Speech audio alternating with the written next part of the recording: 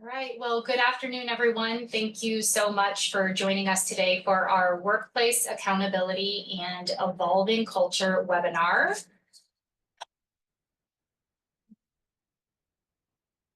I am Laurie Cradick. I'm one of the directors on our talent team here at Lutz, and joining me and presenting today is Steph, who is our Chief Human Resources Officer. We recognize how valuable your time is, so appreciate all of you taking time, especially over lunch, to join us and just dig in on some of the topics we've prepared for you today. So before we dive into the details, let's take a quick look at what we'll be covering today. Our content is designed to walk us through, excuse me, the critical connection between culture, recruitment, accountability, retention, and how each of these plays a critical role in shaping a thriving organization. So we'll start by exploring what organizational culture really is. Then we'll look at how recruitment sets the tone. From there, we'll talk about building accountability and a culture of accountability. And finally, we'll examine how culture directly influences our employee retention. So let's jump in. There is a lot of buzz around culture. It's everywhere. It's in mission statements, it's in job postings, it's in boardroom discussions. It's often used as a catch-all phrase, but without clear definition and follow-through, what is culture? The risk is that when culture becomes a buzzword, it loses meaning and impact. So what does culture really mean? It's not just perks, it's not ping pong tables and casual Fridays, even though we all really enjoy those. It truly is the shared values, behaviors, and norms that guide how people interact with one another and work. It shows up in how decisions are made, how conflict is handled, and how success is defined. Culture is built within our businesses. It has to be created intentionally through leadership behaviors, systems, and everyday actions. What's rewarded and tolerated and ignored defines your true culture, and healthy culture drives performance, engagement, innovation, and retention. So let's start with an exercise. I want each of you to think about your current culture in your organization. I'm going to give you about a minute, and I would encourage you to select 3 words that really describe your organization's culture. And if you're open to it, we'd love to have you include those in the chat.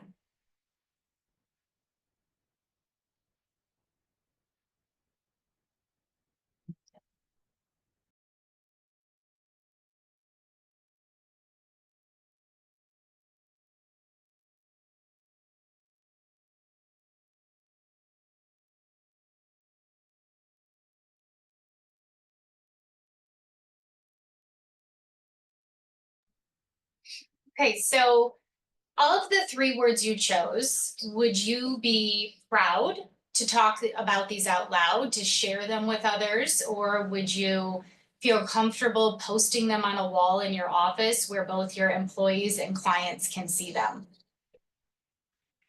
So now let's think about this. Yeah, thank you for those of you that participated in the chat for sure. So let's think about this a little bit differently. If I asked you to think about your ideal culture, and if you had to select 3 words that describe that, are they vastly different? Are they closely aligned, or have we left maybe some room for development? I would challenge that having a clear vision of what you want your culture to be is critical and should drive many of your organizational decisions. So today we'll primarily talk about 2 cultural initiatives, recruitment and accountability. These are 2 things that we hear most often from our clients, and I would say that they are 2 things that truly impact employee engagement. So let's start first with recruitment. Your culture does start with who you hire. Every new hire either reinforces or reshapes your culture. Recruiting isn't just about skills, it's about finding people whose values, behaviors, and attitudes align with the organization. So when we think about adding people to our business, we need to ensure we are taking several factors into consideration. When someone resigns from your organization or there is work that simply isn't getting done, it's really easy to immediately think we just need to hire someone. However, this is really your opportunity to consider, is the position needed? Other questions for consideration are, is the perceived need to add someone aligned with business needs and goals? And will this position help us achieve revenue growth, efficiency, and innovation? You'll want to evaluate the workload and capacity. Evaluate the current bandwidth of your team. Are workloads sustainable, or are you seeing signs of burnout in the team? If your existing team members are eager to take on additional responsibilities and learn new things and have the capacity, maybe the workload can just be redistributed. Spend some time identifying gaps in knowledge, skills, and abilities. Analyze whether there are skill shortages that are impacting performance or innovation. Does the organization lack critical skills a new hire could bring? And don't forget to look at your future needs. Are there upcoming initiatives that require expertise that you currently lack? Another solution could also be to upskill or reskill existing employees. There are also, of course, budget and cost considerations to take into play. Do we have the budget for this new hire, including salary, benefits, onboarding, and training? Comparing costs of hiring versus alternatives like providing overtime, bringing in freelancers, or automation. Factoring in the long-term value versus just the short-term expense. Could there be an alternative to hiring? Could a temporary hire or consultant fill the need that you currently are feeling in the business? Or is there an opportunity to reassign some of those duties within? And could automation or technology be used? And finally, what's the impact to our team? Will hiring strengthen the team dynamics or potentially create conflict? How will this role support or shift existing responsibilities? And then also finally, considering the cultural fit and potential for improved morale on your team. When we determine there is a need to hire, we need to be purposeful about our approach. Recruitment is no longer a single-pronged approach, and there are many tools and resources available to allow you to be strategic about your process. So your employer brand, I would challenge, is a critical consideration when you attract talent. Strong employer branding makes you a talent magnet. Candidates are choosing you and your organization as much as you're choosing them. Showcasing your company culture, values, mission, and employee success stories. Using platforms like LinkedIn, Glassdoor, and your careers page to shape perceptions, leveraging social media, your company website, and as well employee testimonials. Building a strong employer brand that reflects your company's values and culture, and offer a compelling employee value proposition to attract top talent. You should also consider leveraging AI tools for smarter sourcing. This is a great way to identify passive candidates. Consider also automating some of your repetitive tasks like resume screening or outreach and interview scheduling to help save time. But I would also challenge, don't forget about the human touch. AI should enhance your process, but should not replace that recruiter intuition. Diversify where you're recruiting from. Make sure you're using multiple platforms like LinkedIn and job boards and also networking events, and engage with passive candidates. This is often an underutilized approach. And I will say that in 2024, our team on Lutz Talent used passive candidate recruiting in placing over 75% of our candidates. You should also consider partnering with higher education and institutions, as well as industry associations to help build your talent pipeline. And empowering your employees. Your employees are some of your best brand and culture ambassadors, so don't be afraid to ask them to leverage their networks to identify critical talent. The candidate experience and engagement is where you truly start your onboarding process. Every touch point matters, from job description clarity to timely communication and personalized touch points, creating a smooth, respectful, and transparent process to build trust and help keep those top talent candidates engaged. You should offer a positive interview experience, regardless of the hiring outcome. Candidates will talk to their friends and family about their interview process, and you want them to take away very positive experiences from the time they've spent with you and your team. You can also utilize skill-based hiring practices and competency assessments, shifting your focus just solely from degrees and titles and actual abilities to qualifications and potential. Using skill assessments and problem-solving exercises as data points in your process is important, but not allowing them to be the sole decision-making factor. And be efficient in your process. Once a role is posted, know who on your team needs to be involved. Make sure that they are aware of what their role will be, and ensure that they are readily available when quality candidates are identified. With this, you'll also want to train your interviewers on effective interviewing. Set them up for success as well.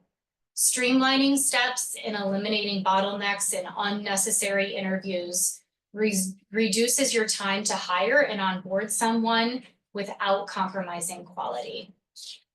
Take time into account. Retention and growth orientation while hiring is important. Hire with the long game in mind, not for hiring looking for growth mindset, people that are adaptable and align with your company goals. Think, will this person stay and will they grow? Be sure that you are identifying clear career development opportunities and providing mentorship, onboarding support, and learning programs. And finally, make sure you stay adaptable and flexible with market trends. Monitoring industry trends and salary benchmarks to ensure that you are competitive. There are many opinions on this topic, but also maintaining an openness to remote or hybrid or flexible work schedules.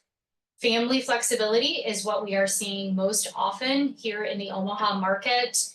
Candidates are looking for this, and we as hiring teams need to be able to respond to these needs. Refining your hiring process based on feedback and results that you've had from either candidates or new hires. And then finally, keeping your strategy evolving alongside workforce and industry changes. To ensure you are attracting the right talent for your business, be sure to be transparent about who you are as an organization. You should showcase your culture. Your culture is your brand. Make it visible and make it authentic. Share behind the scenes content such as team wins, celebrations, and day in the life stories. Leverage employee testimonials, videos, and social media to reflect the real employee experience. And crafting culture-driven job descriptions and job postings. There is a difference between a job description and a job posting.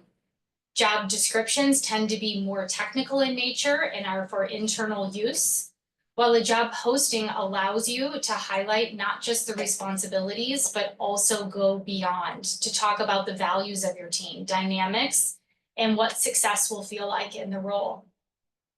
Using language that reflects your tone and your vibe. So are you a formal or are you a casual business? Including information about work style, about is this a more collaborative position or is it pretty heads down? Is the role autonomous or will you have a lot of oversight? Integrating culture into your candidate screening is important. You can assess alignment with corporate values in your screening through questions. For example, we at Lutz may ask a candidate, at Lutz we have 4 core values. They're humanity, confidence, brain power, and integrity.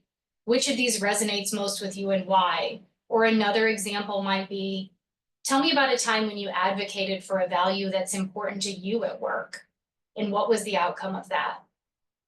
In-person interviews are also a great way to assess behavioral cues. That they'll demonstrate to you if a candidate will thrive in your environment and not just survive. Evaluate how not only they fit, but how they could also add to your culture. Culture should be a focus of interviews. Encourage your interviewers as well to talk about the company's values and how they play out day to day. Ask candidates how their personal values align with the company's mission. To really see if a candidate is a fit, create an immersive candidate experience. Give candidates a real taste of your culture throughout the hiring process, using office tours, meet and greets, or job shadowing opportunities. Keeping communication authentic and personalized reflects how you operate as a team.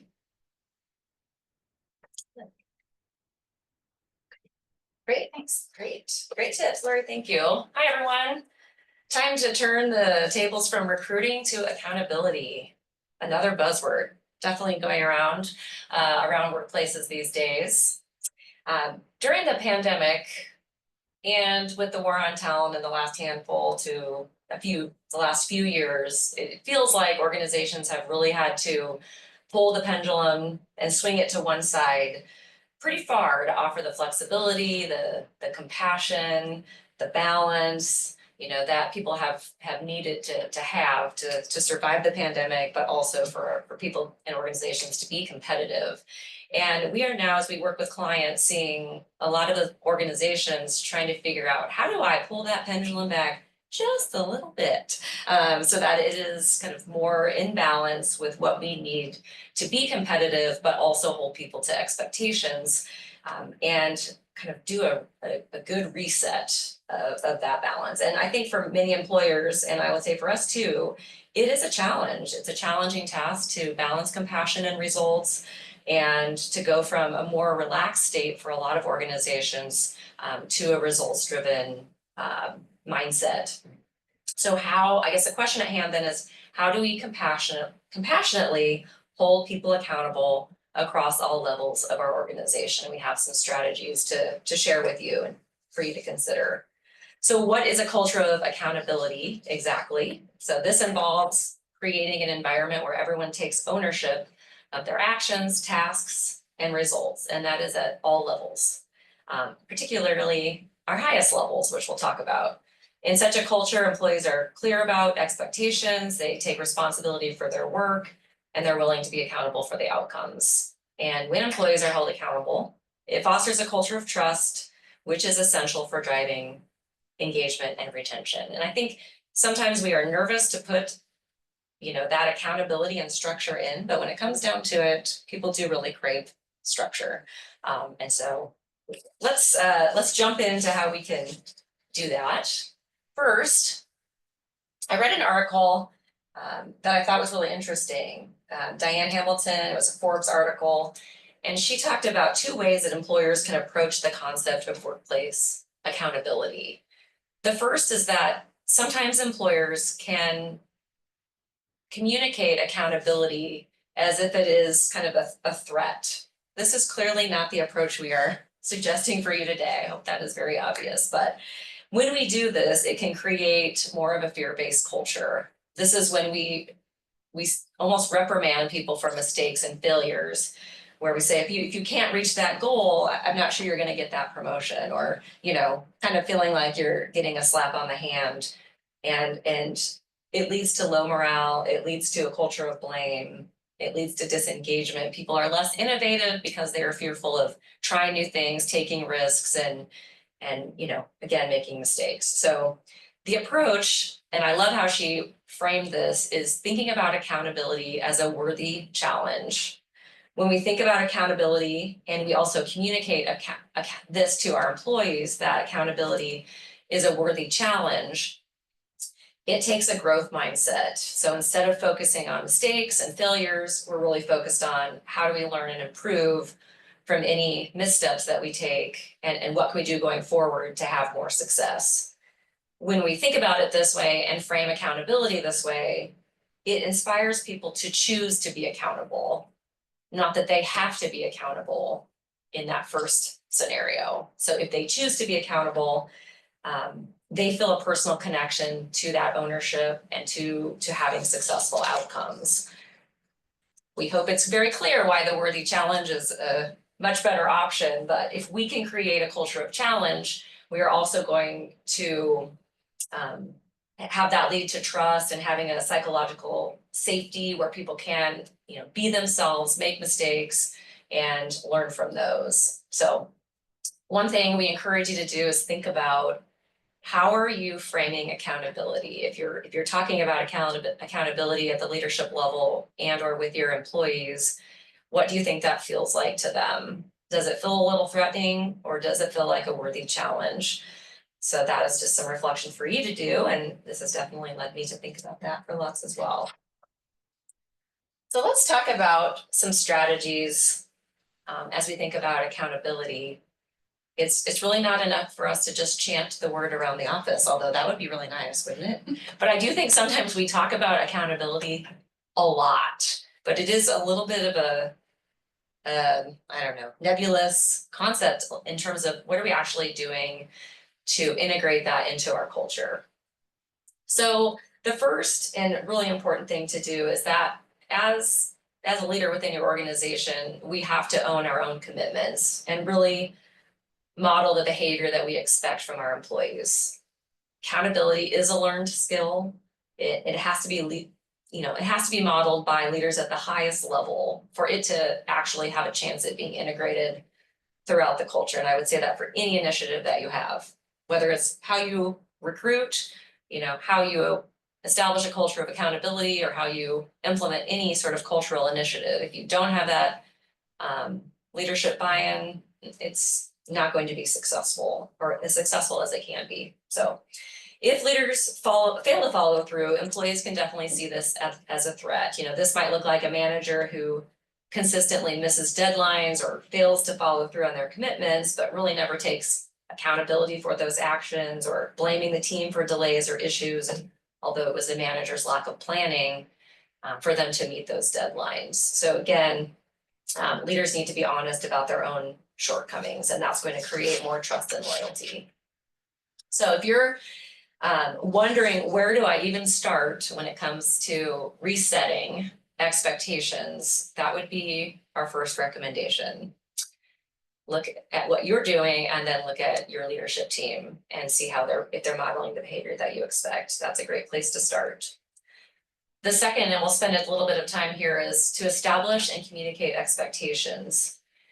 As I've been working with clients over the last few years, there's a couple of interesting approaches that I've seen.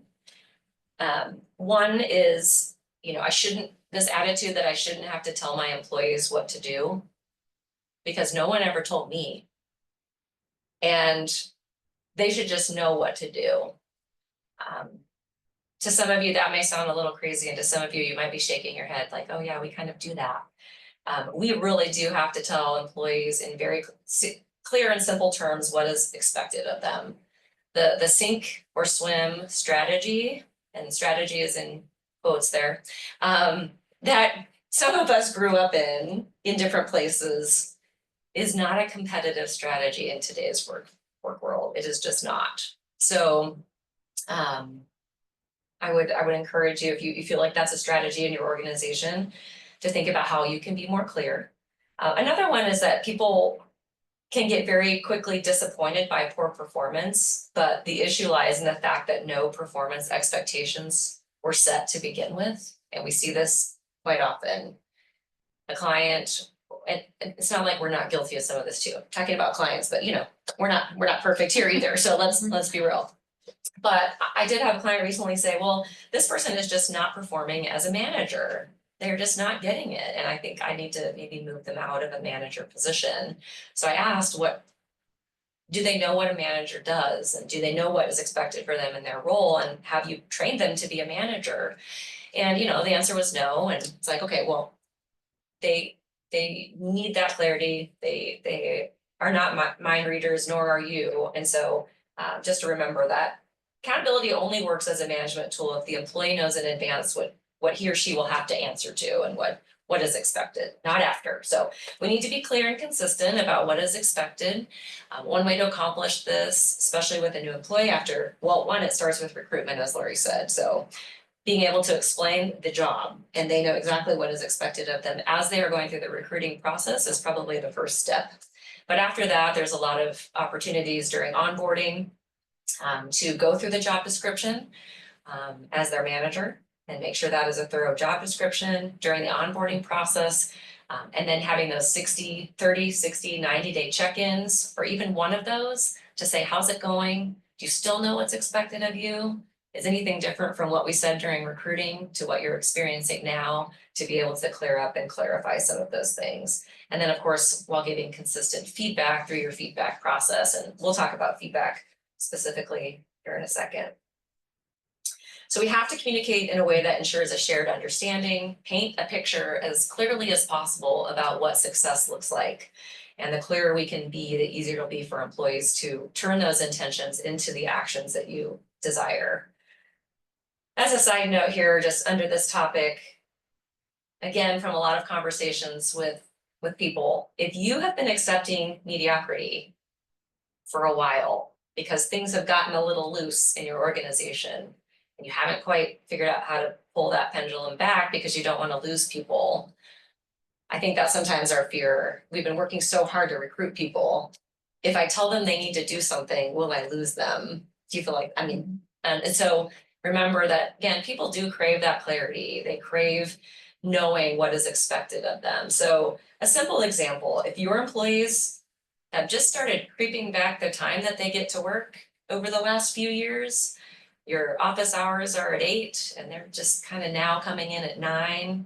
Some of you may say, you know, I've been letting them do this for so long. How do I reset that? I just feel like that's going to really make them upset.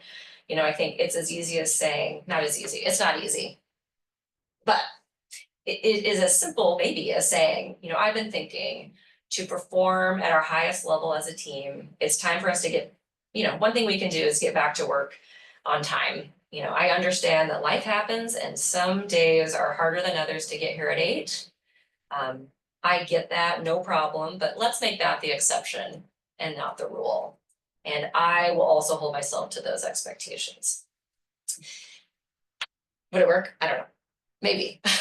Who knows? If you don't have the conversation. But if you don't have the conversation, you can't be mad when they come in at 9. So, you know, sometimes we get upset, but we haven't clearly laid out that expectation. And I think what you can do is just recognize life happens. I'm not asking you to have perfect days every morning. That's the compassion.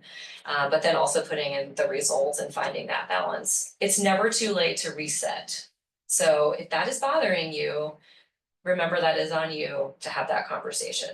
Brene Brown, author, speaker extraordinaire, had a quote that I love that she says, when we fail to set boundaries and hold people accountable, we feel used and mistreated. And this is why we sometimes attack, and I'll insert, and get irritated with people, which is far more hurtful and annoying than addressing their behavior in the first place. So if we see someone not meeting expectations, or if you do, excuse me, your first thought should be, did I clearly tell them what to expect? So, okay, I will get off my soapbox on that one. And yes, I'm also listening to it personally as well. So let's talk about focusing on solutions, outcome, and results. We want to make sure to give people the grace and the space to make mistakes and focus on actions going forward. So if something goes awry and, you know, someone did not meet an expectation, instead of slapping them on the hand, having a conversation, what can we change going forward to be more successful? What did we learn from this? What are we going to do differently? And really taking the time to go through that not only gives them more trust that they can continue to, you know, try new things, but also, you know, people will learn from it and you'll be teaching them at the same time. It's also easier to hold people to expectations when you focus on results and can get a little bit more clear about what results you're expecting. So, for example, instead of tracking time spent working, again, that's difficult in different industries, but if you have that ability to focus on the quality of the work versus the time that someone is sitting in a seat doing it, that can be more effective because you'll have more measurable things to lean on. But again, that requires we deliver clear and specific expectations. All right, the next is giving feedback routinely and promptly. This would be another soapbox moment for me because I can't talk about feedback enough. I think a lot of times we expect people to do things, but we don't ever let them know that they should or give them feedback. So ongoing feedback will ensure team members understand what is expected. And people really want that transparency right now more than anything. We have a motto over here at Lutz that says, say it straight. That is a part of one of our core values. And I had a boss way back in the day that gave me some great advice on feedback. She said, be honest but kind. And I think if you can follow that motto, being honest but kind, you are fulfilling your obligation as a manager, director, or leader or business owner. That really is our job as managers and leaders within the organization. Again, Brene Brown, many of you know this quote, to be clear is to be kind, to be unclear is to be unkind. It is up to us to flip this negative, you know, connotation that somehow has occurred with feedback. And I like to think of it as coaching. So if you can kind of mentally think that feedback is really just coaching, instead of it being something more negative, and it is kind to give that feedback versus not. So if someone is not meeting your expectations, make sure to ask yourself, when's the last time you gave them clear, actionable feedback? Again, taking a coaching approach, you know, there are no sports teams without a coach. So, you know, it's kind of the same thing. We can't expect that our new employees especially are going to come right in and know exactly what is going on. And then finally, delegation, not just tasks, but true responsibility so people can have ownership over something. And I think delegation is just not an easy skill for humans for various reasons. I think sometimes we think they can do it faster, better. It's less work if we just take care of it and we know how to do it. We've been doing it a long time. That's where our value comes from, or that's what we're used to. And, you know, Bruce Tolgan wrote a book called It's Okay to Be the Boss. It has a lot to do with accountability. And he says, delegation is the true art of empowerment. It is simply articulating goals, specifications, and deadlines. And when those tasks are delegated, everybody understands, you know, what is on their plate. So giving people the authority to make decisions builds their confidence, it fosters a sense of ownership and trust, and it encourages them to be accountable for their outcomes. So again, I do not think holding people accountable is easy by any means. It definitely takes intention. We can't just throw that word around and think, but if you can even choose one of these to focus on a little more, you'll be headed in the right direction. Some best practices for accountability if you are in a remote and even a hybrid environment, you know, all of those strategies we just talked about are important. However, here are just a few others that you may want to consider. So the first is scheduling regular check-ins to discuss progress, challenges, and feedback. And that just takes a different type of intention when you have people working remotely on a consistent basis. I know I've shared the stat before that Gallup finds that a manager having one meaningful conversation per week with each team member develops high performance relationships more than any other leadership activity. We always talk about people need to hear things 5 to 7 times before they sink in, so I will just keep talking about how important that is, because I think it's incredible. It doesn't cost much to have a singular conversation, to check in, and stats from Gallup show that this can be done in person, over Zoom, on a phone call, and the same thing is true. It's that meaningful and impactful.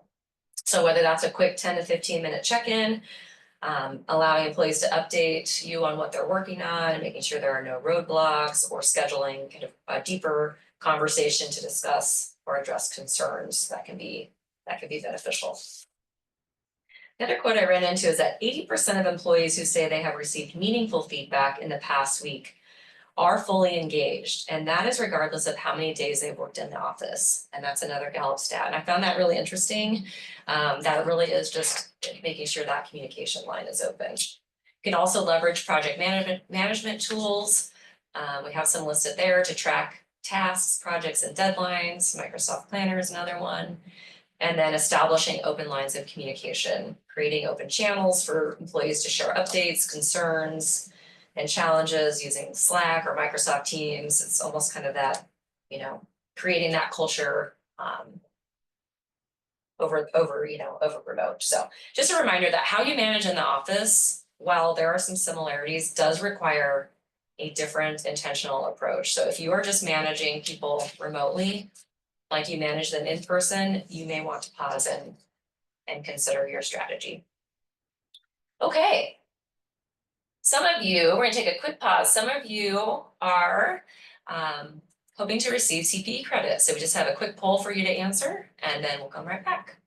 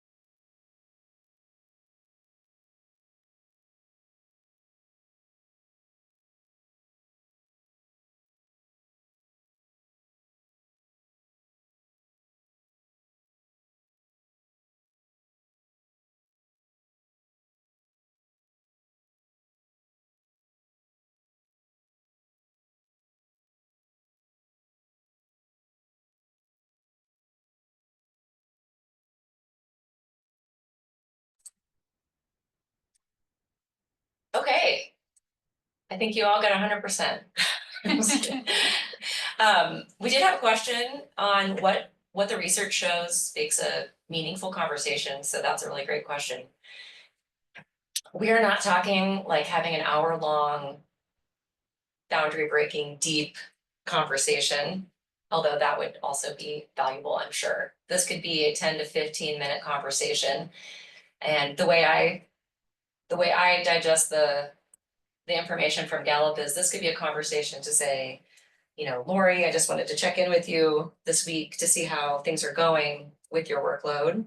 Are there any challenges that you have in front of you that I can help with? Do you have the resources you need to meet any deadlines this week? Also, how are your kids? Everything going okay? Is this a good week for you? So checking in on both the workload. Do you have any questions about any changes going on, or any kind of relevant things going on with your organization? And then, of course, also asking about the person too, and how things are going in life, I think is important. Would you add anything to that? No, I just think that quick pop in, the unexpected, unscheduled conversation is so critical to the relationship that you're developing with that person as well. Yeah, and you bring up a good point with, is that it can be formal and it also can be casual. So it doesn't have to be like, need to schedule a one-on-one every week, but if you're just popping in, that would also do the job, so. Okay, so just a couple comments on the relationship between culture and retention. So creating a solid recruiting strategy that Laurie discussed and creating a culture of accountability that we just wrapped up with. Those are just two cultural initiatives that positively impact employee retention. Of course, there are so many others, and this is by no means a full list. These are just a few things off the top of our head in terms of other cultural initiatives that organizations can implement in order to build a strong, positive and competitive workforce. So whether that's, recognition rewards programs, if you feel like that's something that's really important, one thing you can think about are the words that Laurie suggested as you were thinking about your culture. What are some things that you said as far as what your culture is or what your ideal culture is, and use that as a guide for figuring out what you would like to focus on. Let's talk a little more. I kind of jumped ahead there. So how do we figure out which culture initiatives we should be working on or focusing on? Because I think there are so many and we wish we could accomplish them all to have that great culture, but we have to start somewhere. So the first piece of advice we have is to think about how to align those initiatives with your company values, mission, and long-term goals. So again, if innovation is a word that you wrote down as you were thinking about the culture you want to be, that would be a great roadmap to thinking about creating a culture of creativity and openness to new ideas, and what could you do that would make sure that that is integrated throughout what you're doing. So again, using that mission and core values as a roadmap. Also understanding your employees' needs and expectations. So you could, I guess don't guess on what you think people want and need. I mean, you, of course, as a business owner or a leader within the organization, you set the tone and strategy. However, getting that input from others can be very helpful as well. Conducting surveys, whether that's an engagement survey or a satisfaction survey, which are similar, or a pulse survey, which would be just, I want to ask a few questions about a certain topic to know if if this would be something that people would really get their arms around. That would be something you could do. Or focus groups, if you wanted to talk to, people across the organization at different levels. You could also conduct stay interviews. And if you are not familiar with the concept of a stay interview, this is a proactive conversation between an employee and their manager or someone on the leadership team or someone on the HR team to understand why they stay, what keeps them engaged, what could be improved for better satisfaction and retention. And unlike an exit interview, it focuses on retention rather than, hearing this great feedback and ideas as someone is exiting your organization. And we've done those here at Lutz, and I highly recommend doing them. It's a great way to learn a lot about what's going on. But again, you can't tackle everything. So you can do your best to figure out what you want to focus on. Setting clear measurable goals for success of your initiatives is also important. Maybe you want to focus on your retention rates and trying to improve those, or employee engagement scores through some of the surveys that you're offering. And then of course, as we started in this conversation, getting commitment from leadership and making sure that your leaders are actively supporting and modeling those cultural initiatives is hugely important. That's the way that's going to get integrated throughout the organization. Would you add anything, or Laurie, anything else there? I think it all comes back around full circle to the getting the right people on board too, so. Perfect. So I think we'll open it up. If there are any questions, feel free to send those in the chat. I haven't seen any come through other than the one we already addressed. And along with questions, if you have any ideas on the recruiting front, or ways that you have successfully helped, kind of created this culture of accountability, if you're feeling like you've been successful there, we would be interested in in that as well, so. Yeah. Do you have a template or guide for stay interviews? Yes, definitely. I think we could share that, Reagan, so we could get that sent out, anyone's interested? Perfect. Yeah, so lots of questions out there. Feel so. free to as well reach out to Steph or myself if there are any additional questions that you maybe don't want to ask in an open forum, but we are certainly happy to take any of those questions. And just as well, I know we have a few people that maybe am I able to, there we go. You know, in looking at the registration list for this webinar today, we, you know, saw some really familiar names, but also maybe some newcomers to understanding Lutz and who we are. So just a little bit of background about us. So we are a business solutions firm, so born and raised here in Nebraska. We currently have 3 offices. So our main corporate office here in Omaha, and then we have locations in Lincoln, as well as Grand Island. So I would say we're rooted in our accounting practice. So our tax and audit practice, as well as client accounting services. And then as well, over the course of time, we've continued to add on other business solutions, such as our financial services team. We have a mergers and acquisitions department. As I said earlier, I am part of our talent team where we support businesses as they need to expand their teams. Steph is part of that as well and leads our outsourced HR department. And then as well, we have a full technical services area with managed services as well as outsourced, technical solutions. So, great. Yeah, we got a question.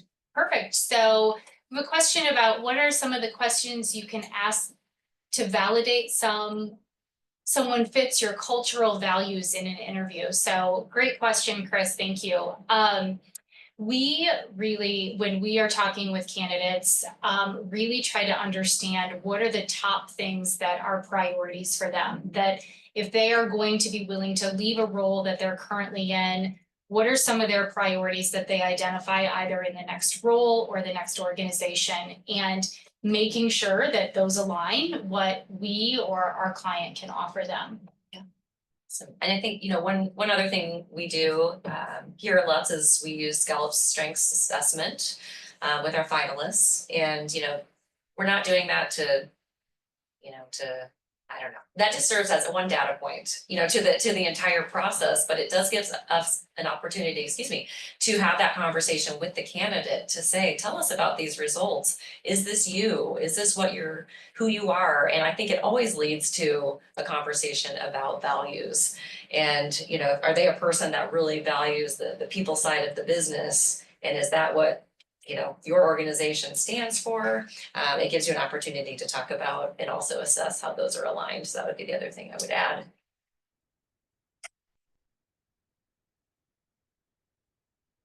Perfect. Okay. Thank you all again so much for making time in your day to join us. We appreciate it, and certainly do reach out if there's anything we can help with. Thank you. Thank you. Have a great day.